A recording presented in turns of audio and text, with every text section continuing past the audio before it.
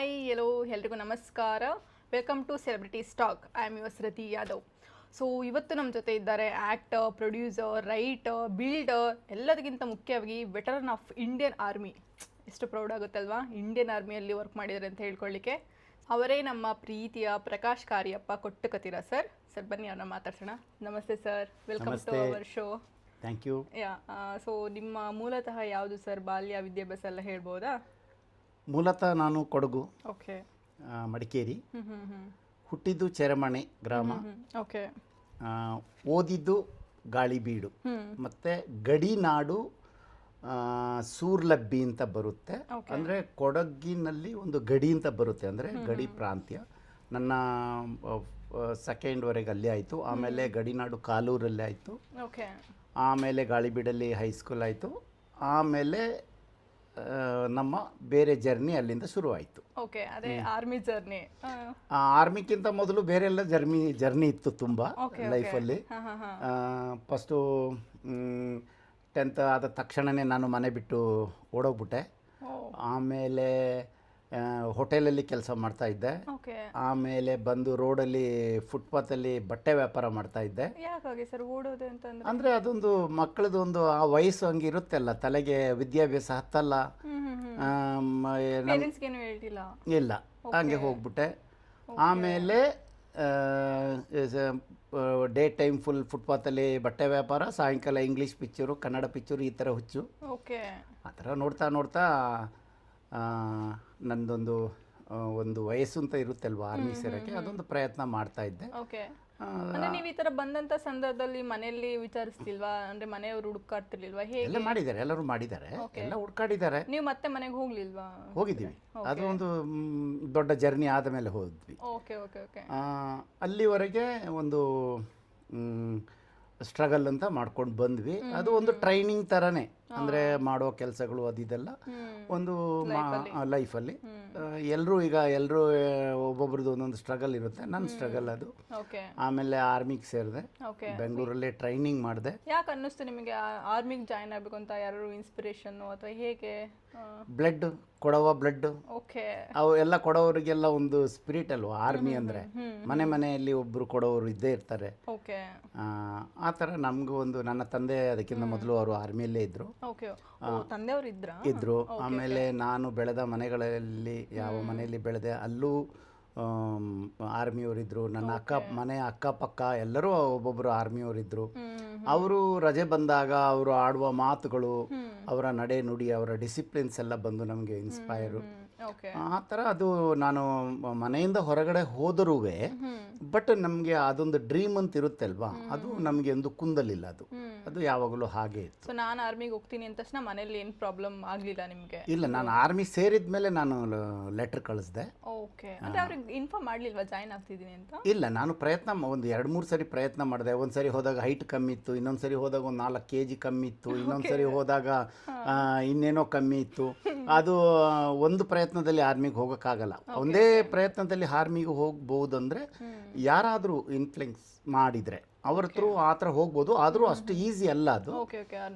ಅದು ನಮ್ಮದು proper ground work ಆದ್ರೇ ನಮಗೆ ಗ್ರೌಂಡಲ್ಲಿ ನಾವು ಅವರೆಲ್ಲ ಏನೆಲ್ಲ ಟೆಸ್ಟ್ ಕೊಡ್ತಾರೆ ಅದನ್ನೆಲ್ಲ ಪಾಸ್ ಮಾಡಿದ್ರೇ ನಾವು ಅದು ಸೆಲೆಕ್ಷನ್ ಆಗೋದು. ಅದು ಒಂದೇ ಸರಿಗೆ ಸೆಲೆಕ್ಷನ್ ಆಗಲ್ಲ, ಅದು ಒಂದು 3-4-5 ಸರಿ ಪ್ರಯತ್ನ ಮಾಡಬೇಕಾಗುತ್ತೆ. ಓಕೆ. ಸೊ ಇವಾಗ ಆರ್ಮಿಯಲ್ಲಿ ಅಂದರೆ ಹೇಗೆ ಸರ್? ಅಲ್ಲೆಲ್ಲ ಲೈಕ್ ಕಾಂಟ್ಯಾಕ್ಟ್ ಮಾಡ್ಲಿಕ್ಕೆ ಬಿಡ್ತಾರಾ ಮನೇಲಿ? ಡೈಲಿ ಬೇಸಿಸಲ್ಲಿ ಫೋನ್ ಎಲ್ಲ ಇರುತ್ತಾ? ಫುಡ್ ಯಾವ ಥರ ಇರುತ್ತೆ? ಇಲ್ಲ, ನಾನು ಸರ್ವಿಸ್ ಮಾಡ್ತಾ ಇದ್ದಾಗ ಆವಾಗ 1983-82 ಮಧ್ಯದಲ್ಲಿ ಆವಾಗ ಫೋನ್ಗಳೆಲ್ಲ ಇರಲಿಲ್ಲ, ಲ್ಯಾಂಡ್ಲೈನ್ಗಳಿದ್ವಿ. ಆವಾಗ ನಮ್ಮೂರ ಕಡೆ ಎಲ್ಲ ಬಂದು ಆವಾಗ ಫೋನ್ಗಳಿರಲಿಲ್ಲ, ಎಲ್ಲ ಆಗ ಎಲ್ಲ ಲ್ಯಾಂಡ್. ಆವಾಗ ಒಂದು ಪೋಸ್ಟ್ ಆಫೀಸಲ್ಲಿ ಒಂದು ಫೋನ್ ಇರೋದು, ಪೊಲೀಸ್ ಸ್ಟೇಷನಲ್ಲಿ ಒಂದು ಫೋನ್ ಇರೋದು, ಆಮೇಲೆ ದೊಡ್ಡ ದೊಡ್ಡ ಕಾಫೀಸ್ ತೋಟ ಎಸ್ಟೇಟ್ ಅವ್ರ ಮನೇಲಿ ಫೋನ್ ಇರೋದು. ಈ ಥರ ಗಡಿನಾಡುಗಳಲ್ಲಿ ಬಾರ್ಡರ್ಗಳಲ್ಲೆಲ್ಲ ಮನೆಗಳಲ್ಲೆಲ್ಲ ಇರಲ್ಲ. ಆಗ ನಾವು ಕಾಗದ ಪೋಸ್ಟ್ ಆಫೀಸ್, ಆವಾಗ ಸತ್ಯದ ದಾರಿ ಒಂದೇ ಇತ್ತು, ಆವಾಗ ಪೋಸ್ಟ್ ಆಫೀಸ್. ಆಗ ಆ ಥರ. ಆರ್ಮಿ ಅಂದ್ರೆ ಒಂಥರ ಭಯ. ಮೂವೀಸಲ್ಲೆಲ್ಲ ನೋಡೋದಕ್ಕೆ ನಮಗೆ ಕ್ಷಣ ಕ್ಷಣಕ್ಕೂ ಯುದ್ಧ ಥರ ಇರುತ್ತೆ, ಜೀವ ಬಿಗಿಡ್ಕೊಂಡಿರ್ತಾರೆ. ಸೊ ಆ ಥರ ಏನಾದ್ರು ಇನ್ಸಿಡೆಂಟ್ ನೀವು ಫೇಸ್ ಮಾಡಿದ್ದೀರಾ? ಹೇಗಿತ್ತು ಆ ಅನುಭವ? ಎಕ್ಸ್ಪ್ಲೇನ್ ಮಾಡ್ತೀರಾ? ಹೌದು, ಇದೆ. ಆರ್ಮಿ ಅಂದರೆ ಭಯ ಅಂದರೆ ನಾವು ಅದು ನಿಮಗೆ ನೋಡುವವರಿಗೆ ನಿಮಗೆ ಭಯ ಅಷ್ಟೇ.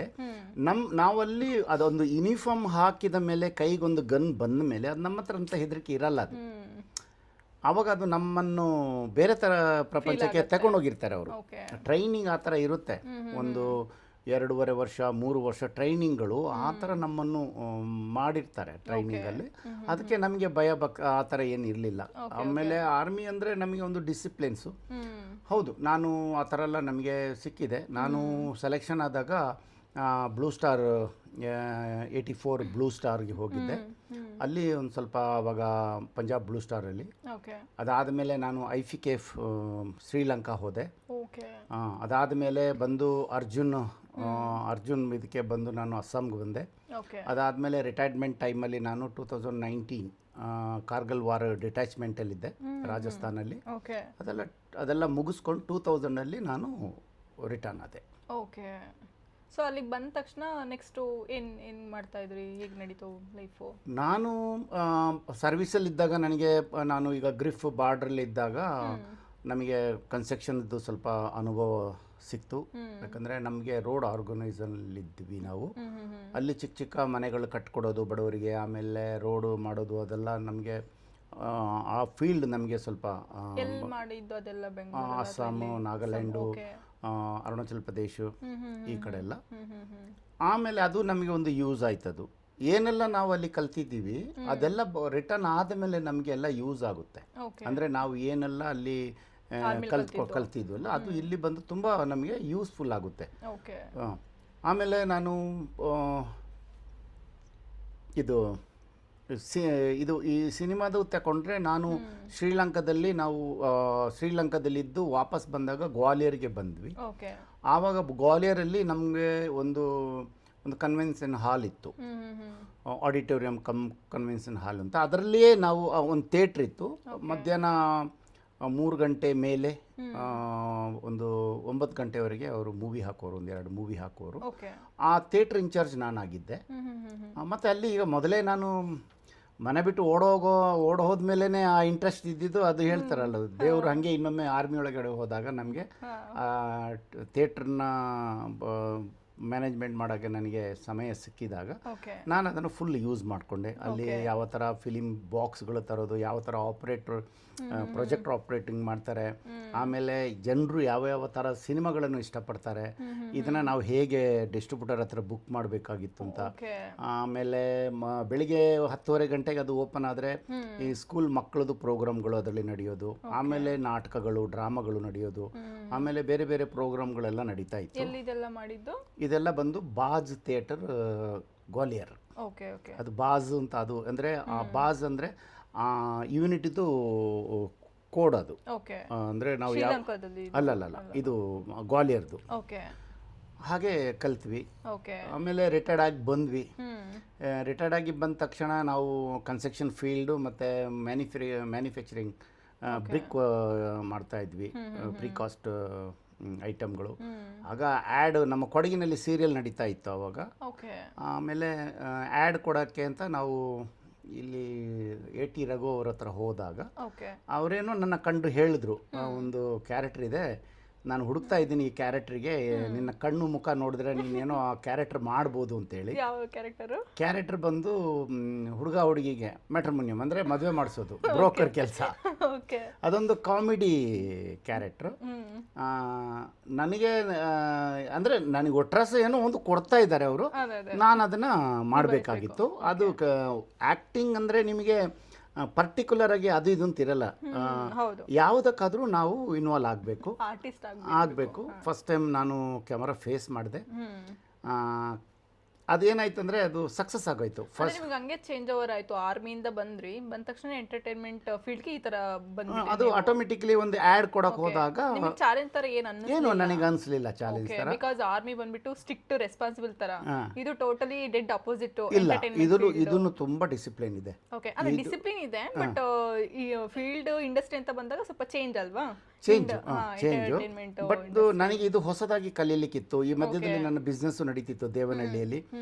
ಆಮೇಲೆ ನನಗೆ ಈ ಲೈನಿಗೆ ಬರೋಕ್ಕೆ ಅವಕಾಶ ಸಿಕ್ತು. ಒಂದು 2-3 ಸೀರಿಯಲ್ ಮಾಡಿದೆ. ಆಮೇಲೆ ಇಂಡಸ್ಟ್ರಿಯಲ್ಲಿ ಸ್ವಲ್ಪ ಜನರು ಪರಿಚಯ ಆದರು. ಆಮೇಲೆ ಸ್ವಲ್ಪ A.T. ರಘು ಅವರು ನಮಗೆ ಎಲ್ಲ ಸ್ವಲ್ಪ ಹೇಳ್ಕೊಡ್ತಾ ಇದ್ರು ಯಾವ ಥರ. ಇಲ್ಲ, ಕೊಡಗು, ಬೆಂಗಳೂರು ಎಲ್ಲ ಕಡೆ. ಆಮೇಲೆ ಒಂದು 2-3 ಸಿನಿಮಾ ಮಾಡಿದೆ, ಆ್ಯಕ್ಟಿಂಗ್ ಮಾಡಿದೆ. ಅದಾದಮೇಲೆ ನನಗೆ ಅನಿಸ್ತು ಯಾಕೆ ಪ್ರೊಡ್ಯೂಸ್ ಮಾಡಬಾರ್ದು ಅಂತೇಳಿ. ಆ ಥರ ಒಂದು ಫಸ್ಟ್ ಕೊಡೋ ಪಿಕ್ಚರೇ ಮಾಡೋಣ ಅಂತೇಳಿ ಒಂದು ಕೊಡೋ ಪಿಕ್ಚರ್ ಮಾಡಿದ್ದೀವಿ. ಅದು ಸ್ವಸ್ತಿಕ್ ಎಂಟರ್ಟೈನ್ಮೆಂಟ್ ಅಂತ. ನಾ ಅದರಲ್ಲಿ ಕೋ ಪ್ರೊಡ್ಯೂಸರ್ ಆಗಿದೆ. ಪ್ರೊಡಕ್ಷನ್ ಬಂದು ವೈಫ್ದು ಪ್ರೊಡಕ್ಷನ್ ಹೌಸು. MD ಕೌಶಿಕ್ ಅವರು ಸಾಥ್ ಕೊಟ್ಟರು, ಅವ್ರು ಡೈರೆಕ್ಷನ್ ಮಾಡಿದ್ರು. ಅವರು ಒಂದು ಒಳ್ಳೆ ಒಂದು ಬಾಂಧವ್ಯದಿಂದ ನಮ್ಮನ್ನು ಸಿನಿಮಾದಲ್ಲಿ ಯಾವ ಥರ ಸಿನಿಮಾ ರಂಗ ಯಾವ ಥರ ಇದೆ ಅಂತ ಕಲಿಸ್ಕೊಡೋಕ್ಕೆ ಅವರು ಒಂದು ದಾರಿ ಮಾಡಿಕೊಟ್ರು ಅವರು. ಸೊ ಇವಾಗ ನೀವು ಮಾಡಿರೋ ಎಲ್ಲ ಆಲ್ಮೋಸ್ಟ್ ಮೂವೀಸ್ಗೆ ಅವಾರ್ಡ್ಸ್ ಬರೋ ಥರನೇ. ಸೊ ನೀವು ಯಾವ ಎಲಿಮೆಂಟ್ಸ್ ಇಟ್ಕೊಂಡು ಕಂಟೆಂಟ್ ಓರಿಯೆಂಟೆಡ್ ಸಿನಿಮಾಸು ಮೂವೀಸ್ ಮಾಡಿದರೆ ಅವಾರ್ಡ್ಸ್ ಬರುತ್ತೆ ಅನ್ನೋ ಥರ ಏನಾದ್ರು ಐಡಿಯಾ ಇಟ್ಕೊಂಡು ಮಾಡ್ತೀರಾ ಅಥವಾ ಹೇಗೆ? ಫಸ್ಟ್ ಆಫ್ ಆಲ್ ನಾನು ಕಾದಂಬರಿ ಆಧಾರಿತ ಸಿನಿಮಾ ಮಾಡೋಕ್ಕೆ ತುಂಬ ಜಾಸ್ತಿ ಪ್ರಯತ್ನ ಮಾಡ್ತೀನಿ. ಇನ್ನೊಂದೇನೆಂದರೆ ಸರ್ವೀಸಲ್ಲಿ ಇದ್ದಾಗ ನಾವು ಪ್ರಪಂಚ ನೋಡಿರ್ತೀವಿ. ನಾವು ಆಗು ಹೋಗುಗಳ ಬಗ್ಗೆ, ಏನು ಕಷ್ಟ ಅದರ ಬಗ್ಗೆ, ಸೋಷಿಯಲ್ ಇಶ್ಯೂಗಳ ಬಗ್ಗೆ ನಾವು ಅದನ್ನು ಆ ವಿಷಯದಲ್ಲೇ ನಾನು ಸಿನಿಮಾ ಮಾಡೋಕ್ಕೆ ಪ್ರಯತ್ನ ಮಾಡಿದ್ದೀವಿ. ಅದೇನೋ ಒಂದು ನಮಗೆ ನಾವು ಮಾಡಿದ ಸಿನಿಮಾಗಳು, ಫಸ್ಟ್ ಸಿನಿಮಾ ಬಂದು ಕೋಲ್ಕತ್ತಾ ಇಂಟರ್ನ್ಯಾಷನಲ್ ಫಿಲಿಂ ಫೆಸ್ಟಿವಲಲ್ಲಿ ಸೆಲೆಕ್ಷನ್ ಆಯಿತು. ಅಲ್ಲಲ್ಲ, ಬಾಕೆ ಮನೆ, ಕೊಡವ ಮೂವಿ. ಆಮೇಲೆ ಇನ್ನೊಂದು ಮಾಡಿದ್ವಿ ಕೊಡಗರ ಸಿಪಾಯಿ ಅಂತೇಳಿ, ಅದು ಬೆಂಗಳೂರು ಇಂಟರ್ನ್ಯಾಷನಲ್ಲು ಮತ್ತು ಕೋಲ್ಕತ್ತಾ ಇಂಟರ್ನ್ಯಾಷನಲ್ ಸೆಲೆಕ್ಷನ್ ಆಯಿತು. ಆಮೇಲೆ ಸ್ಮಶಾನ ಮೌನ ಅಂತ ಒಂದು ಮಾಡಿದ್ದೀವಿ, ವೈಫ್ ಹೆಸರಿನಲ್ಲಿ, ಅಂದರೆ ಸ್ವಸ್ತಿಕ್ ಎಂಟರ್ಟೈನ್ಮೆಂಟಲ್ಲಿ. ಅದು ಬೆಂಗಳೂರು ಇಂಟರ್ನ್ಯಾಷನಲ್ ಕನ್ನಡ ಕಾಂಪಿಟೇಷನ್ಲಿತ್ತು. ಆಮೇಲೆ ಒಂದು ಆಶ್ರಯಧಾಮ ಅಂತೇಳಿ ಒಂದು ಕನ್ನಡ ಮಕ್ಕಳ ಚಿತ್ರ ಮಾಡಿದೆ, ಅದು ಬೆಸ್ಟ್ ಸಿನಿಮಾ ಅಂತೇಳಿ. ಸಂಭಾಷಣೆ ಎಲ್ಲ ನೀವೇ ಬರ್ದಿರೋದಾ? ಸಂಭಾಷಣೆ ಎಲ್ಲ ನಾನು ಕತೆ ಹೇಳ್ತಿದ್ದಿ, ಬಟ್ ಅದಕ್ಕೆಲ್ಲ ನಮ್ಮ ಹತ್ರ ಟೆಕ್ನಿಷಿಯನ್ ಇದ್ದಾರೆ, ಅದಕ್ಕೆಲ್ಲ ರೈಟರ್ಸ್ ಇದ್ದಾರೆ. ಅವರೆಲ್ಲ ಅದು ಒಂದೇ ಸರಿಗೆ ಆಗಲ್ಲ, ಅದು ಒಂದು 3-4 ತಿಂಗಳು ಬೇಕು ಅದು ಒಂದು ಪ್ಲ್ಯಾನ್ ಮಾಡಿದ್ರೆ. ಆಮೇಲೆ ಅದಕ್ಕೊಂದು 2017 ಬೆಸ್ಟ್ ಮೂವಿ ಅಂತ ಮಕ್ಕಳ ಚಿತ್ರ ಬಂತು. ಅದಾದಮೇಲೆ ಇದು ಕಂದೀಲು ಮಾಡಿದ್ದೀವಿ. ಆಮೇಲೆ ಕೋಮುದಿ ಅಂತ ಮಾಡಿದ್ದೀವಿ, ಅದಕ್ಕೆಲ್ಲ ನಾನು ಬಂದು ಕೋ ಪ್ರೊಡ್ಯೂಸರ್ ಆಗಿ ವರ್ಕ್ ಮಾಡಿದ್ದೀವಿ. ಟೋಟಲ್ ಎಷ್ಟು ಸಿನಿಮಾ ಆಗಿದೆ? ನಮ್ಮದು ಒಂದು 18 ಸಿನಿಮಾ ಆಗಿದೆ ಇದರವರೆಗೆ, 18 ಸಿನಿಮಾ ಆಗಿದೆ. ಆಮೇಲೆ ಈಗ ಸಿನಿಮಾ ಬಿಟ್ಟು ನಾವು ಏನು ಮಾಡಿದ್ದೀವಿ, ಒಂದು ನಮ್ಮ ಕೊಡಗು ಫೋಕ್ ಡ್ಯಾನ್ಸ್ ಬಗ್ಗೆ, ಉಮ್ಮತ್ತಾಟ ಅಂತೇಳಿ, ಅಂದರೆ ಲೇಡೀಸ್ ಡ್ಯಾನ್ಸ್. ತುಂಬ ಅದು ಫೇಮಸ್ ಕೊಡಗಿನಲ್ಲಿ. ಉಮ್ಮತ್ತಾಟ ಅಂದರೆ ತುಂಬ ಫೇಮಸ್ ಡ್ಯಾನ್ಸ್ ಅದು. ಅದು ಪುರಾತನ ಕಾಲದಿಂದಲೇ ಅದು ನಡ್ಕೊಂಡು ಬಂದು ಅದು ಒಂದು ಗೆಸ್ಚರ್ ಸಮಯದಲ್ಲಿ ಮತ್ತು ನಮ್ಮ ಹಬ್ಬ ಹರಿದಿನಗಳಲ್ಲಿ ಅದನ್ನು ಹಾಡ್ತಾರೆ. ಬರ್ತಾ ಬರ್ತಾ ಈಗ ಎಲ್ಲ ಬಂದು ಕಾಂಪಿಟೇಷನಲ್ಲಿ, ಅಂದರೆ ಕಾಂಪಿಟೇಷನಲ್ಲೂ ಇದೆ ಈಗ ಅದು. ಅಂದರೆ ಯಾವುದೇ ಒಂದು ಸ್ಪೋರ್ಟ್ಸ್ ಆಗಲಿ, ಯಾವುದೋ ಒಂದು ಇವೆಂಟ್ ಆದಾಗ ಅದನ್ನು ಕಾಂಪಿಟೇಷನ್ ಆಗಿ ಅದೊಂದು ಚಾಲೆಂಜ್ ಆಗಿ ತಗೊಳ್ತಾರೆ. ಎಲ್ಲ ಮನೆಯಲ್ಲೂ ಬಂದು ಅದೊಂದು ಡ್ಯಾನ್ಸ್ ಮಾಡ್ತಾರೆ. ನಾವು ನಮ್ಮ ವೈಫು ಸ್ವಸ್ತಿಕ್ ಎಂಟರ್ಟೈನ್ಮೆಂಟ್ ಅಡಿಯಲ್ಲಿ ಅವ್ರು ಪ್ರೊಡ್ಯೂಸ್ ಮಾಡಿದ್ರು, ನಾನು ಅದನ್ನು ಡೈರೆಕ್ಷನ್ ಮಾಡಿದೆ. ಹಾಗೆ ಅದು ನಮಗೆ ಬೆಂಗಳೂರು ಫೆಸ್ಟಿವಲ್ಲು, ಆಮೇಲೆ ಬೇರೆ ಬೆಂಗಾಲ್ ಫೆಸ್ಟಿವಲ್, ಪನೋರಮಾ. ನಮಗೊಂದು ಆಸೆ ಇತ್ತು, ಒಂದು ಯಾವುದಾದ್ರೂ ಒಂದು ಸಿನಿಮಾ ಇಂಡಿಯನ್ ಪನೋರಮಾಕ್ಕೆ ಹೋಗಬೇಕು ನೋಡೋಣ ಅಂತೇಳಿ. ಅದು ಅಲ್ಲೂ ಸೆಲೆಕ್ಷನ್ ಆಯಿತು. ಈಗ ಬೇರೆ ಕಡೆ ಎಲ್ಲ ಕಳಿಸಿದ್ದೀವಿ, ನೋಡಬೇಕು ಇನ್ನೆಲ್ಲಾದರೂ ಗುಡ್ ನ್ಯೂಸ್ ಹೇಗೆ ಬರುತ್ತೆ ಏನು ಎತ್ತ ಅಂತೇಳಿ. ಸೊ ಇಷ್ಟು ನೀವು ಮಾಡಿರೋ ಮೂವೀಸಲ್ಲಿ ನಿಮಗೆ ಇಷ್ಟ ಆಗೋವಂಥದ್ದು ಮೂವಿ ಯಾವುದಾದ್ರು ತುಂಬ ಫೇವ್ರೆಟ್ ಥರ ಏನಾದ್ರು? ಆ ಥರ ಹೇಳೋಕ್ಕೋದ್ರೆ ನಟನೆಯಲ್ಲಿ ನಾನು 2-3 ಸಿನಿಮಾ ಮಾಡಿದ್ದೀನಿ. ಒಂದು ಸ್ಮಶಾನ ಮೌನ ನನಗೆ ಹಿಡಿಸಿದ ಒಂದು ಕ್ಯಾರೆಕ್ಟ್ರು. ಅದಾದಮೇಲೆ ಬೇರ್ ದ ರೂಟ್ ಅಂತೇಳಿ ಒಂದು ಕೊಡವ ಸಿನಿಮಾ ಮಾಡಿದೆ. ಅದೊಂದು ಇಂಟೆಲೆಕ್ಚರ್ ಸ್ಟೋರಿ, ಅದು ನಾನೇ ಮಾಡಿದ್ದೆ, ನಾನೇ ಡೈರೆಕ್ಷನ್, ನಾನೇ ಪ್ರೊಡಕ್ಷನು. ಆಮೇಲೆ ಕಾಂಗತ್ತ ಮೂಡು ಅಂತೇಳಿ ಮಾಡಿದೆ. ಅದು ಬೇರೆ ಅನ್ನುವಂಥದ್ದು ಬಂದು ವೆಸ್ಟ್ ಬೆಂಗಾಲು ಮತ್ತು ಬೆಂಗಳೂರು ಇಂಟರ್ನ್ಯಾಷನಲ್ ಫೆಸ್ಟಿವಲ್ ಸೆಲೆಕ್ಷನ್ ಆಗಿತ್ತು. ಕಾಂಗತ್ತ ಮೂಡು ಕನ್ನಡ ಕಾಂಪಿಟೇಷನಲ್ಲಿ ಬೆಂಗಳೂರಲ್ಲೇ ಇತ್ತು, ಬೇರೆ ಕಡೆ ಒಂದು 2-3 ಕಡೆ ಆಗಿದೆ. ಆ ಥರ ಅಂದರೆ ನಾನು ತುಂಬ ಇದಂತಲ್ಲ, ತುಂಬ ಕೊಚ್ಕೊಳ್ಳೋ ಥರ ಅಂತಲ್ಲ, ಆದರೆ ಏನೋ ಒಂದು ಈ ಇಂಡಸ್ಟ್ರಿ ಜೊತೆಗೆ ನಡೀತಾ ಹೋಗ್ತಾ ಇದ್ದೀವಿ. ನಾನು ನನ್ನ ಪತ್ನಿ ಇಬ್ಬರು. ಅಂದರೆ ಈಗ ಸಮಾಜದಲ್ಲಿ ಈಗ ಅಂದರೆ ಇಂಡಸ್ಟ್ರಿಯಲ್ಲಿ ಗುರುತಿಸ್ಕೊಳ್ಳೋ ಥರ ಆಗಿದ್ದೀವಿ ಈಗ ನಾವು. ಸೊ ಈ ಸಿನಿಮಾ ಮಾಡಿ ಇದು ಮಾಡಬಾರ್ದಿತ್ತು, ಯಾವುದೋ ಬೇಡವಾಗಿತ್ತು, ಈ ಸಿನಿಮಾ ಮಾಡಬಾರ್ದಾಗಿತ್ತು ಅಂತ ಅನಿಸಿರೋದುಂಟಾ ನಿಮ್ಮ ಮೂವೀಸ್ಗಳಲ್ಲಿ? ಇಲ್ಲ, ಆದರೆ ಕತೆ ಬಂದಾಗ ಚರ್ಚೆ ಆಗುತ್ತೆ, ಈ ಕತೆ ಈ ಥರ ಬೇಡದಿತ್ತು ಅಂತೇಳಿ. ಓಕೆ ಆ ಥರ ಏನಾಗಿದೆ ಅಂದರೆ ಒಂದು ಕೊಡವ ಸಿನಿಮಾದಲ್ಲಿ ಒಂದು ಸ್ವಲ್ಪ ಕಾಂಟ್ರವರ್ಸಿ ಆಯಿತು. ಓಕೆ ಆದರೆ ನಾನು ಈಗಲೂ ಹಠ ಹಿಡ್ದಿದ್ದೀನಿ, ಅಂದರೆ ಅದು ನಾವು ಮಾಡಿದ್ದು ಕರೆಕ್ಟೇ ಅಂತೇಳಿ. ಸಿನಿಮಾ ಬಂದು ದೃಶ್ಯ ಮಾಧ್ಯಮ, ನಾವು ಏನು ಬೇಕಾದರೂ ಅದನ್ನು ತೋರಿಸ್ಬೋದು. ಅಂದರೆ ಸಮಾಜಕ್ಕೆ ಕೆಟ್ಟದಾಗಿ ಅಂದರೆ ಆ ರೀತಿ ಆಗದಾಗೆ ನಾವು ನಡ್ಕೊಳ್ಬೋದು. ಅದರಲ್ಲಿ ನಾನು ಏನು ಮಾಡ್ತೀನಿ ಅಂದರೆ ಒಂದು ಆರ್ಮಿ ಹೀರೋನ ಸಾಯಿಸ್ಬಿಡ್ತೀನಿ ನಾನು ಕಥೆಯಲ್ಲಿ. ಅದು ಎಲ್ಲರಿಗೆ ಸ್ವಲ್ಪ ಬೇಜಾರಾಗಿತ್ತು, ಬಟ್ ಕತೆ ಪ್ರಕಾರ ನೋಡಿದಾಗ ಅದು ನನಗೆ ಸರಿ ಅಂತ ಅನಿಸ್ತು. ಬಟ್ ಅದೇ ಆರ್ಟಿಸ್ಟ್ ಆರ್ಮಿ ಪರ್ಸನ್ ಸಾಯಿಸಿದ್ನ ಜನ ಅಕ್ಸೆಪ್ಟ್ ಮಾಡ್ಕೊಳ್ಳಿಲ್ಲ. ಅದು ಕೊಡಗಿನಲ್ಲಿ, ಯಾಕಂದ್ರೆ ನಮ್ಮ ಕೊಡಗಿನವರು ಎಲ್ಲ ಬಂದು ವೀರರು ಶೂರರಲ್ವಾ, ಆರ್ಮಿಯವರಲ್ವಾ, ಅದು ಒಂದು ಸ್ವಲ್ಪ ಜನರಿಗೆ ಅನಿಸ್ತು. ವಿಲನ್ ತರ ತಗೊಂಡಿದ್ದಾರೆ, ಅದನ್ನ ಬೇರೆ ತರ ತಗೊಂಡ್ರು. ಬಟ್ ಅದು ಅದು ಬಿಟ್ಟು ಇನ್ನೊಂದು ಸಿನಿಮಾ ಮಾಡಿದಾಗ ಅದನ್ನ ಮರೆತು ಮತ್ತೆ ಪುನಃ ಬೇರೆ ಇದಕ್ಕೆ ಬಂದು, ನಾನು ಮಾಡಿದ ಸಿನಿಮಾಗಳಲ್ಲಿ ಬಂದು ಆರ್ಮಿ ಸಿನಿಮಾನೇ ಒಂದು 2-3 ಸಿನಿಮಾ ಮಾಡಿದ್ದೀನಿ ನಾನು. ಆರ್ಮಿ ಸಿನಿಮಾನೇ. ಈಗ ನಾಡಪೆದ ಆಶಾ ಅಂತ ಮಾಡಿದೆ 2021, ಅದು best regional language state award ಬಂತು ಅದಕ್ಕೆ. ಹಾಗೆ ಕಂದಿಲ್ಗೆ ನ್ಯಾಷನಲ್ ಅವಾರ್ಡ್ ಬಂತು. ಆಮೇಲೆ ಈಗ ಎಷ್ಟು ಖುಷಿ ಇತ್ತು ನಿಮಗೂ ಕಂದಿಲ್ಗೆ ನ್ಯಾಷನಲ್ ಅವಾರ್ಡ್ ಬಂದಾಗ? ನ್ಯಾಷನಲ್ ಅವಾರ್ಡ್ ಬಂದಾಗ ಅದು ಹೇಳ್ಕೊಳಕ್ಕಾಗಲ್ಲ. ಒಂದು ಅಂದರೆ ಒಂದು ಶ್ರಮ ಪಟ್ಟಿದ್ದಕ್ಕೆ ನಾವು ನಮಗೆ ಒಂದು ಕಷ್ಟಪಟ್ಟಿದ್ದಕ್ಕೆ ಒಂದು ಬಂದಿದೆ. ಅದು ನಮ್ಮ ಒಬ್ಬರದೇ ಅಲ್ಲ ಖುಷಿ, ನಮ್ಮ ತಂಡ ಎಲ್ಲರಿಗೂ ನಮಗೆ ಅದು ಖುಷಿಯ ವಿಷಯನೇ. ಯಾಕಂದರೆ ನಾವೊಂದು ಟೆಕ್ನಿಷಿಯನು, ಆರ್ಟಿಸ್ಟು ಎಲ್ಲ ಸೇರಿ 40-50 ಜನ ಕೆಲಸ ಮಾಡಿರ್ತೀವಿ. ಅದು ಒಂದು ಸಿನಿಮಾಗೆ ಬಂದಾಗ ಅದೊಂದು ಒಂದು ಒಂದು ಹ್ಯಾಂಗ್ ಓವರ್ ಅದು.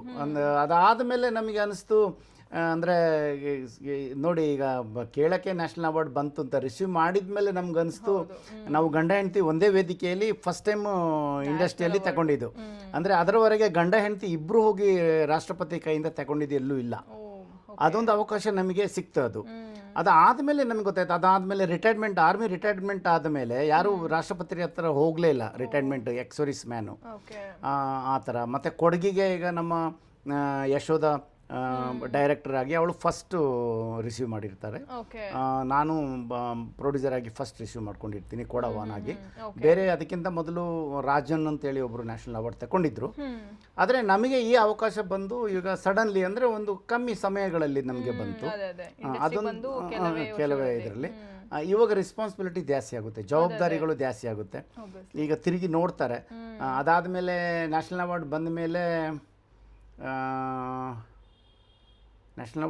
ಆಮೇಲೆ ಉಮ್ಮತ್ತಾಟ್ ಅಂತ ಈಗ ನಾವು ಹಾಕಿದ್ವಿ. ಅದೊಂದು ಸ್ಕ್ರೀನಿಂಗ್. ಆಗ ಜನ ನೋಡಕ್ ಬಂದಿದ್ರು, ಅಲ್ಲಿ ನ್ಯಾಷನಲ್ ಅವಾರ್ಡ್ ತಗೊಂಡು ಕೊಡೋದು ಏನ್ ಮಾಡಿದ್ದಾರೆ ಏನು, ಅದಕ್ಕೊಂದು ಅಂದ್ರೆ ನಮ್ಗೆ ಇರುತ್ತೆ. ಬಂದು ನೋಡಿದ್ರು, ಥಿಯೇಟರ್ ಫುಲ್ ಆಗಿತ್ತು, ಒಳ್ಳೆ ರೆಕಾಗ್ನೈಸು ಆಯಿತು. ಸೊ ನೆಕ್ಸ್ಟ್ ಯಾವೆಲ್ಲ ಮೂವೀಸ್ ಪ್ಲಾನ್ಸ್, ಸ್ಕ್ರಿಪ್ಟ್ ರೆಡಿ ಮಾಡ್ಕೊಂಡಿದ್ದೀರಾ? ಮೂವೀಸ್ ಮಾಡಬೇಕು ಅಂತ ಲೈನಪ್ಸಲ್ಲಿ ಇರುತ್ತೆ. ನಮ್ಮ ಇಬ್ಬರಲ್ಲಿ, ನನಗೂ ವೈಫ್ ಮಧ್ಯದಲ್ಲಿ ಏನಿರುತ್ತೆ ಅಂದರೆ, ನಾವು ಬೆಂಗಳೂರಿಂದ ಮಡಿಕೇರಿಗೆ ಹೋದಾಗ, ಮಡಿಕೇರಿಯಿಂದ ಬೆಂಗಳೂರು ಬಂದಾಗ ನಾವು ಯಾವುದಾದ್ರೂ ಟಾಪಿಕ್ ತಗೊಂಡು ಅದ್ರ ಬಗ್ಗೆ ನಾವು ಡಿಸ್ಕಸ್ ಮಾಡ್ಕೊಂಡು ಬರ್ತೀವಿ. ಕತೆ ಅಲ್ಲೇ ಹುಟ್ಟುತ್ತೆ, ನಮ್ಮದು ದಾರಿಯಲ್ಲೇ ಹುಟ್ಟುತ್ತೆ ಕತೆಗಳು. ಅದರ ಬಗ್ಗೆ ತುಂಬ ಡಿಸ್ಕಸ್ ಮಾಡ್ತೀವಿ. ಪುನಃ ಅದನ್ನು ಮರ್ತು ಬಿಡ್ತೀವಿ, ಪುನಃ ಹೊಸದಾಗಿ ಒಂದು ಶುರು ಮಾಡ್ಕೊಳ್ತೀವಿ. ಆಮೇಲೆ ಇನ್ನೇನು ಏನಾಗುತ್ತೆ, ಈಗ ಅವಳು ಪ್ರೊಡ್ಯೂಸರ್ ಆದರೆ ನಾ ಡೈರೆಕ್ಟರ್ ಆಗ್ತೀನಿ, ನಾ ಡೈರೆಕ್ಟರ್ ಆದರೆ ಅವಳು ಪ್ರೊಡ್ಯೂಸರ್ ಆಗ್ತಾಳೆ. ಅಂದರೆ ನಮ್ದು 2 ಬ್ಯಾನರ್ಗಳಿದೆ, ಮನೆ ಬ್ಯಾನರ್ಗಳು, ಹೋಮ್ ಪ್ರೊಡಕ್ಷನು. ಅದರಲ್ಲಿ ಕೆಲಸ ಮಾಡ್ತೀವಿ. ಜೊತೆಗೆ ನಮ್ಮ ತಂಡಗಳನ್ನು ನಾವು ಬಿಟ್ಟು ಹೋಗಲ್ಲ. ಯಾಕಂದರೆ ತಂಡ ಇಲ್ಲದಿದ್ದರೆ ನೀವು ಸಿನಿಮಾ ಮಾಡೋಕ್ಕಾಗಲ್ಲ. ಟೆಕ್ನಿಷಿಯನ್ಗಳು, ಕ್ಯಾಮರಾಮ್ಯಾನ್ಗಳು, ರೈಟರು, ಎಡಿಟರು ಎಲ್ಲರೂ ಅದು ಅವ್ರು ಬೇಕೇ ಬೇಕು. ಮತ್ತು ಆರ್ಟಿಸ್ಟ್ಗಳು ಬಂದು ನಾವು ಚೂಸ್ ಮಾಡ್ಕೊಳ್ತೀವಿ. ಬಟ್ ನಮ್ಮಂಥ ಮೂವಿ ಮೇಕರ್ ಹತ್ರ ನಾವು ಕತೆಗೆ ಇಂಪಾರ್ಟೆನ್ಸ್ ಕೊಡ್ತೀವಿ. ಕತೆನೇ ಅದರಲ್ಲಿ ಹೀರೋ ಹೀರೋಯಿನ್, ಅದೇ ಮೇಯ್ನು. ಅದರ ಮೇಲೇ ಡಿಪೆಂಡ್ ಆಗುತ್ತೆ, ಅದೇ ಫಸ್ಟ್. ಸೊ ಇವಾಗ ಕತೆ ಅಂತ ಬಂದಾಗ ಚೂಸಿಯಾಗಿ ಸೆಲೆಕ್ಟ್ ಮಾಡ್ಕೊತೀರಾ, ಓಕೆ. ಅವಾರ್ಡ್ಸಿಗೆ ಸೆಲೆಕ್ಟ್ ಮಾಡ್ಕೊತಿದ್ದೀರಾ, but like next commercially movies ಮಾಡಬೇಕು ಅಂತ ಏನಾದ್ರು ಪ್ಲಾನ್ಸ್ ಇದೆಯಾ? ಲೈಕ್ ಹೌದು ಥಿಯೇಟರೆಲ್ಲ ಬಂದು ಆಸೆ ಇದೆ. ಆದರೆ ಈಗ ನಮ್ದೇನಾಗಿದೆ ಅಂದರೆ, ಯಾರು ಸದ್ಯಕ್ಕೆ ಥಿಯೇಟರ್ ರಿಲೀಸ್ ಮಾಡಿದ್ರು ಎದ್ದೇಳ್ತಾ ಇಲ್ಲ ಪಾಪ. ಅಂದರೆ ನಾನು ಏನು ಹೇಳ್ತೀನಿ ಅಂದರೆ, ಇವಾಗ ಒಂದು ಮೂವಿ ಮಾಡಿದ್ರೆ ಅವರೊಂದು ಇನ್ನೊಂದು 2 ವರ್ಷ ಬಿಟ್ಟು ಇನ್ನೊಂದು ಮೂವಿ ಮಾಡೋಕ್ಕೆ ಅವ್ರು ರೆಡಿಯಾಗಿರಬೇಕು. ಕಾರಣ ಏನಂದರೆ ಅವರಿಗೆ ಕಲೆಕ್ಷನ್ ಆಗಬೇಕು, ಹೌದು. ಥಿಯೇಟ್ರಲ್ಲಿ ಜನ ಹೋಗಬೇಕು. ಇವಾಗ ಏನಾಗಿದೆ, ಎಲ್ಲ ಪ್ಯಾನ್ ಇಂಡಿಯಾ ಸಿನಿಮಾಗಳು, ಮಾಸ್ ಸಿನಿಮಾಗಳಿಗೇನೆ ಎಲ್ಲ ಜನರದು ಅಟ್ರಾಕ್ಷನ್ಗಳಿದೆ ಜಾಸ್ತಿ. ನೀವು ಅದೇ ಕೇಳ್ತೀರಾ, ಈಗ ಬೆಂಗಳೂರು ಫಿಲ್ಮ್ ಫೆಸ್ಟಿವಲ್ಗಳಲ್ಲಿ ಇಷ್ಟೆಲ್ಲ ಸಿನಿಮಾ ಹಾಕ್ತಾರಲ್ಲ, ಎಲ್ಲರೂ ಇಂಗ್ಲೀಷ್ ಕಡೆನೇ ಜಾಸ್ತಿ ಓಡ್ತಾರೆ. ಅಲ್ಲಿ ಒಂದು 45-50 ವರ್ಷದವರೇ ಬಂದು ಕನ್ನಡ ಪಿಕ್ಚರ್ ಥಿಯೇಟ್ರಿಗೆ ನುಗ್ತಾರೆ. ಬಾಕಿದವರೆಲ್ಲ ಬಂದು ಬೇರೆ ಲ್ಯಾಂಗ್ವೇಜ್ಗೆ ಹೋಗ್ತಾರೆ. ಅದು ನೋಡೋಕೆ ಸಿಕ್ಕಲ್ಲ, ಇದನ್ನ ಯಾವಾಗ ಬೇಕಾದ್ರೆ ನೋಡ್ತೀವಿ ಅಂತೇಳಿ. ಅಲ್ಲೆಲ್ಲ ತುಂಬ ಅದು ಫೀಲ್ ಆಗುತ್ತೆ. ವರ್ಷ ಇಡೀ ಸಿನಿಮಾ ಮಾಡ್ತಾರೆ ಅಲ್ಲಿ. ಸಿನಿಮಾ ಫೆಸ್ಟಿವಲಲ್ಲಿ ಬರೋದೇ ದೊಡ್ಡ ವಿಷಯ. ಅಲ್ಲಿ ಬಂದು ನೋಡಬೇಕು ಜನರು. ಅದರಲ್ಲಿ ನಾನು ನೋಡಿದಾಗೆ ಯಂಗ್ ಪೀಪಲ್, ಯೂತ್ ತುಂಬ ಕಮ್ಮಿ ಇದೆ ಕನ್ನಡ ಪಿಕ್ಚರ್ ನೋಡೋಕ್ಕೆ. ಆದರೆ ನಮ್ಮಲ್ಲಿ ಯೂತ್ ಕನ್ನಡ ಪಿಕ್ಚರ್ ಮಾಡೋಕ್ಕೆ ತುಂಬ ಜನ ಇದ್ದಾರೆ, ತುಂಬ ಯೂತ್ಗಳು. ಈಗ ಈಗ ನೋಡಿ, ಎಲ್ಲ ಥರದ ಪ್ಲಾಟ್ಫಾರ್ಮ್ ಓಪನ್ ಆಗಿದೆ. ಈಗ ನೀವು ರೀಲ್ಸ್ ಮಾಡಿ, ಅಲ್ಲ ನೀವು ಶಾರ್ಟ್ ಮೂವಿ ಮಾಡಿ, ಡಾಕ್ಯುಮೆಂಟ್ರಿ ಮಾಡಿ, ಅದೆಲ್ಲ ಮಾಡ್ಕೊಂಡು ಸಿನಿಮಾಕ್ಕೂ ಬರ್ತಾರೆ. ಏನೇನೋ ಕಷ್ಟಪಟ್ಕೊಂಡು ಬರ್ತಾರೆ. ಅವರಿಗೆಲ್ಲ ಪ್ರೋತ್ಸಾಹ ಕೊಡಬೇಕು. ಅವರೆಲ್ಲ ಎದ್ದು ನಿಲ್ಬೇಕು. ಅವರು ನಮ್ಮ ಇಂಡಸ್ಟ್ರಿ ಬಹಳ ಹಳೆ ಇಂಡಸ್ಟ್ರಿ. ಎಷ್ಟು ಹಳೆ ಇಂಡಸ್ಟ್ರಿ ಅಂದರೆ ಇದರಲ್ಲಿ ಎಂತೆಂಥವರೆಲ್ಲ ದುಡ್ದಿಲ್ಲ, ಎಂತೆಂಥೆಲ್ಲ ಹೆಸರು ಮಾಡಿಲ್ಲ.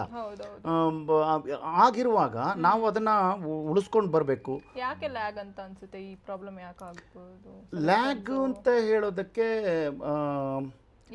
ರಿಯಲಿಸ್ಟಿಕ್ ಮೂವಿಗೆ ದೊಡ್ಡ ಈಗ ಮಾಸ್ ಹೀರೋಗಳು ಅವ್ರು ಬಂದು ಈಗ ನೀವು ಹೇಳ್ಬೋದು, ಅದು ಆ ಥರನೂ ಮಾಡೋಕ್ಕೆ ಅವರು ಬಂದಾಗ ನಾರ್ಮಲ್ ಪೀಪಲ್ ನೋಡೋಕೆ ಹೋಗ್ತಾರೆ. ಹೌದೌದು, ಯಾಕಂದ್ರೆ ಫೇಸ್ ಆಲ್ರೆಡಿ ರೆಕಗ್ನೈಸ್ ಆಗಿರ್ತದೆ. ಆ ಥರ ತುಂಬ ಸಿನಿಮಾಗಳಿದೆ. ಈಗ ನಾವು ಹೇಳಬಾರ್ದು, ನಾನು ಕನ್ನಡ ಅದ ಬಗ್ಗೆ ಮಾತಾಡಿಕೊಂಡು ಕೇರಳದ ಬಗ್ಗೆ ಅಲ್ಲ, ಬಂಗಾಳ ಬಗ್ಗೆ ಅಲ್ಲ, ಈಗ ಮರಾಠಿ ಬಗ್ಗೆ, ಗುಜರಾತಿ ಬಗ್ಗೆ ಮಾತಾಡಬಾರ್ದು.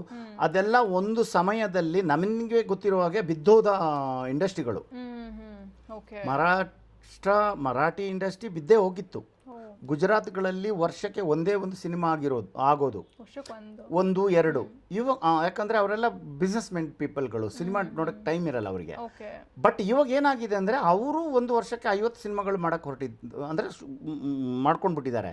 ಮಹಾರಾಷ್ಟ್ರದಲ್ಲೂ ಇವಾಗ ನಿಮಗೆ ವರ್ಷಕ್ಕೆ ತುಂಬ ಸಿನಿಮಾಗಳು ಬರ್ತಾ ಇದೆ. ಆಮೇಲೆ ಅದೇ ಥರ ಈಗ ನಿಮಗೆ ಕನ್ನಡ ಇಂಡಸ್ಟ್ರಿಗಿಂತ ಜಾಸ್ತಿ ಈಗ ಮಲಯಾಳ ಸಿನಿಮಾಗಳು ಬರ್ತಾ ಇದೆ. ಆ ಥರ ನಾವು ಅದನ್ನು ಕಲಿಬೇಕು ಅಂತ ನಾನು ಹೇಳಲ್ಲ. ಏನು ಚೇಂಜಸ್ ಇದೆ ಅಂತ ಹೇಳುವಂಥದ್ದು ಒಂದು ಕ್ವಶನ್ ಮಾರ್ಕ್. ಅದು ಒಂದು ಕ್ವಶನ್ ಮಾರ್ಕು. ಅದು ಹಿರಿಯವರು ಎಲ್ಲ ಕೂತು ಮಾತಾಡಿ ನಾವು ಏನಾದರೂ ಸೇರಬೇಕು, ನಮ್ಮ ಇಂಡಸ್ಟ್ರಿಯವರು ಸೇರಬೇಕು, ಡಿಸ್ಕಷನ್ ಆಗಬೇಕು, ಚರ್ಚೆ ಆಗಬೇಕು.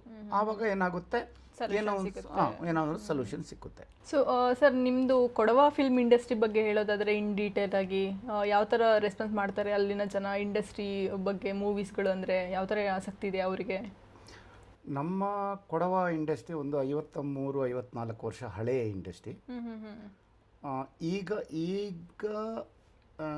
ಲೆಕ್ಕ ಹಾಕಿದರೆ ಕೈಯಲ್ಲಿ ಕೌಂಟ್ ಮಾಡುವಷ್ಟೇ ಆಗಿರೋದು. ಒಂದು 30-32 ಸಿನಿಮಾ ಆಗಿದೆ.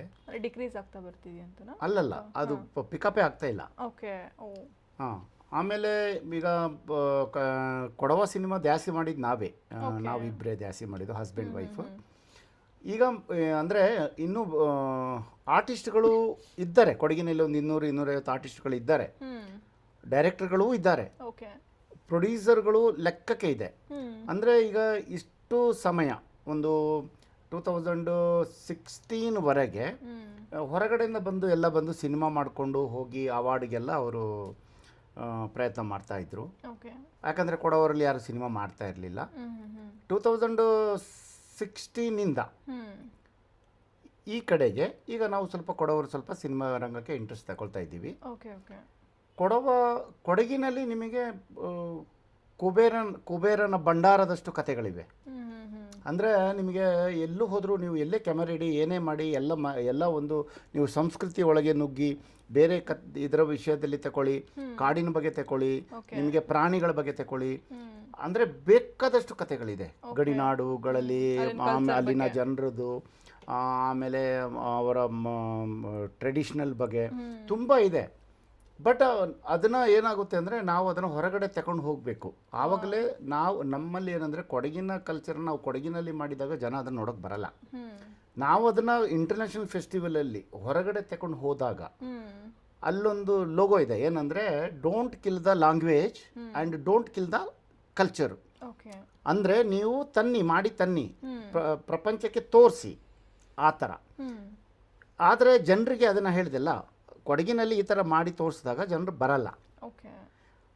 ನಾವು ಬೇರೆ ಥರ ಅಂದರೆ ಯೂನಿವರ್ಸಲ್ ಸಬ್ಜೆಕ್ಟ್ ತಗೊಂಡು ಹೋದಾಗ ಆವಾಗ ಜನ ನೋಡೋಕ್ಕೆ ಬರ್ತಾರೆ. ಈಗ ನಾನು ಹೇಳೋದಾದರೆ ಏನಂದರೆ, ಕೊಡಗಿನಲ್ಲಿ ಈಗ 108 ಸಮಸ್ಯೆಗಳಿದೆ ಕೊಡಗಿನಲ್ಲಿ ಮೈಗ್ರೇಷನ್ ಬಗ್ಗೆ. ಅಂದರೆ ಜನರು ವಲಸೆ ಹೋಗುವವರ ಬಗ್ಗೆ, ಬೇರೆ ಈಗ ಎಜುಕೇಷನ್ಗಾಗಿ ಇಂಗ್ಲೀಷ್ಗೆ ಎಡಿಕ್ಟ್ ಆಗಿ ಎಲ್ಲ ಹೋಗೋರಿದ್ದಾರೆ. ಅದು ಅಂಥ ಕಥೆಗಳು ತುಂಬ ಇವೆ. ಅಂಥದ್ದು ನಾವು ಜನರಿಗೆ ತೋರಿಸಿದಾಗ, ಹಾಗೆ ಈಗ ನಮ್ಮ ರಾಜೇಂದ್ರ ಸಿಂಗ್ ಬಾಬು ಅವರು ಮುತ್ತಿನಹಾರ ಅಂತ ಒಂದು ಸಿನಿಮಾ ಮಾಡಿದರು ಕೊಡಗಿನ ಬಗ್ಗೆ, ನ್ಯಾಷನಲ್ ಅವಾರ್ಡ್ ಬಂತು. ಆ ಸಿನಿಮಾ ಒಂದು 2 ವಿಷಯವನ್ನು ತೋರಿಸ್ತದೆ ಅದರಲ್ಲಿ. ಅಂದರೆ ಒಬ್ಬ ಆರ್ಮಿಯವನಾಗಿ ಹೇಗೆ ಕೆಲಸ ಮಾಡಿದ್ದಾರೆ ವಿಷ್ಣುವರ್ಧನ್ ಅವರು, ಅದನ್ನು ಇನ್ಸ್ಪೈರ್ ಆಗಿ ಎಷ್ಟೋ ಜನ ಆರ್ಮಿಗೆ ಸೇರಿದ್ರು.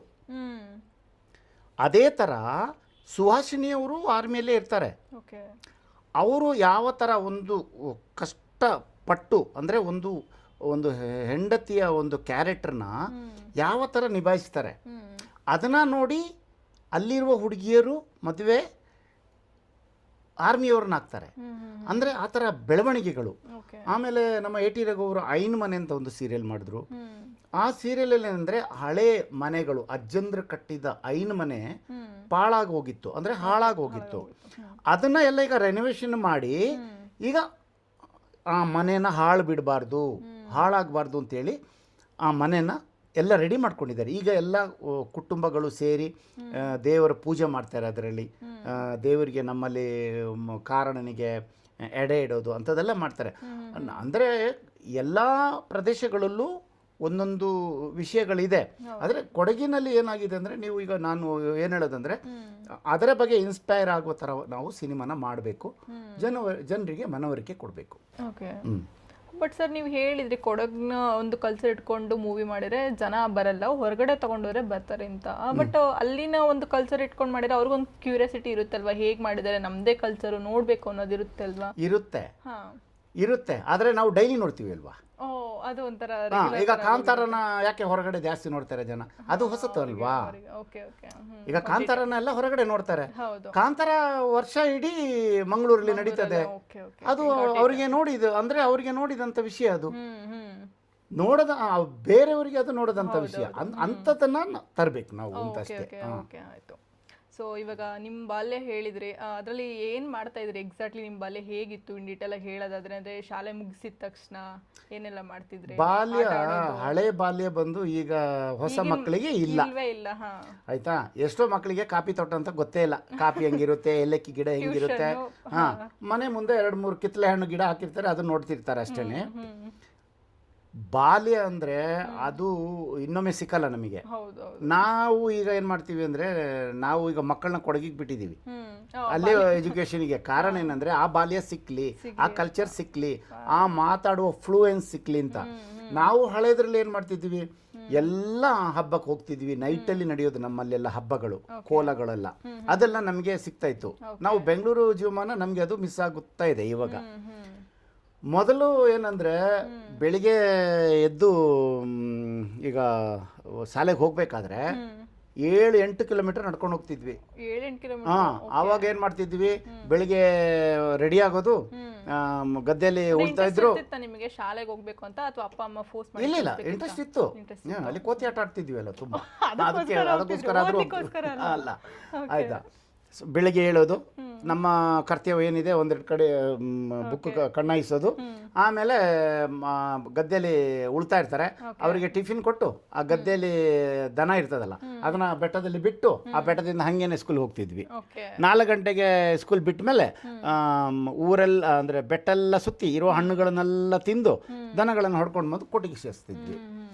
ಆವಾಗ ನಮಗೆ ಸಿಕ್ಕುವಂಥ ಹಣ್ಣು ಹಂಪಲುಗಳು, ಆಮೇಲೆ ಹಲಸಿನ ಹಣ್ಣುಗಳು, ನಮ್ಮ ಮಧ್ಯಾಹ್ನದ ಟಿಫಿನ್ ಬಂದು ಎಷ್ಟೋ ಸಾರಿ ನಾವು ಹಲಸಿನ ಹಣ್ಣು ತಿಂದು ನಾವು ಹೊಟ್ಟೆ ತುಂಬಿಸಿದ್ದೀವಿ. ಓಕೆ.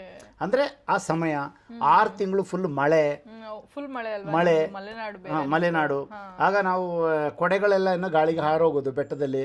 ಅದಕ್ಕೆ ನಮಗೆ ಅಲ್ಲಿ ಊರಲ್ಲಿ ಏನು ಮಾಡ್ತಾರಲ್ಲ ಬೆತ್ತದಿಂದ ಒಂದು ಇದು ಹಾಕೊಳ್ಳೋದು, ನೀವು ಮಲೆನಾಡುಗಳಲ್ಲಿ, ನನಗೆ ಹೆಸರು ಮರ್ತೋಯ್ತು, ಅದು ಅಂಥದ್ದೇ ನಾವು ಜಾಸ್ತಿ ಯೂಸ್ ಮಾಡ್ತಿದ್ವಿ. ಆಯ್ತಾ? ಅದರಲ್ಲಿ ಅಂದರೆ ಹೆಂಗೆ ಆದರೂ ಅದು ಹಾರೋ, ಈಗಲೂ ತೋಟದಲ್ಲಿ ಕೆಲಸ ಮಾಡೋರೆಲ್ಲ ಯೂಸ್ ಮಾಡ್ತಾರೆ. ತೋಟದಲ್ಲಿ ಕೆಲಸ ಮಾಡೋರು ಈಗ ಏನಾಗಿದೆ, ಅದು ಬೆತ್ತ ಬಿದಿರುಗಳು ಈಗೆಲ್ಲ ಕಮ್ಮಿ ಆಗಿದೆ. ಈಗ ಪ್ಲಾಸ್ಟಿಕ್ ಕಟ್ಕೊಳ್ತಾರೆ, ತಲೆಗೆ ಪ್ಲಾಸ್ಟಿಕ್ ಕಟ್ಕೊಂಡು ಕೆಲಸ ಮಾಡ್ತಾರೆ ಆ ಥರ.